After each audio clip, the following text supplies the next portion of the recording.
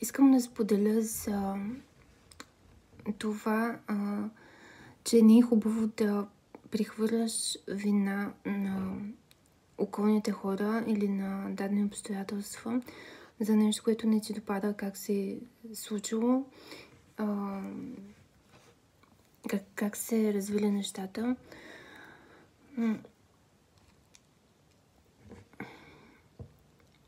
Защото това да прехвърляш вина на другите е наистина много голяма слабост.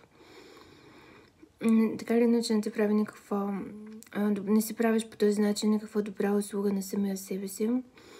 А когато приемеш, че ти сам си носиш отговорността върху нещата, които ти се случват, по този начин ти приемаш, че в теб е силата.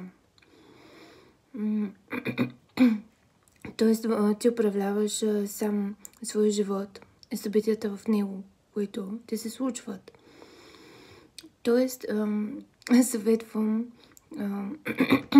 да не си прехвърли отговорността на околния свят, било то на хора или пък на дадени събития, обстоятелства, които се стекли по даден начин. Тоест, когато си приемеш, че ти носиш отговорност и ти можеш да поемаш вина върху всичко в живота ти, значи ти си достатъчно силен, ти го управляваш и ти го контролираш.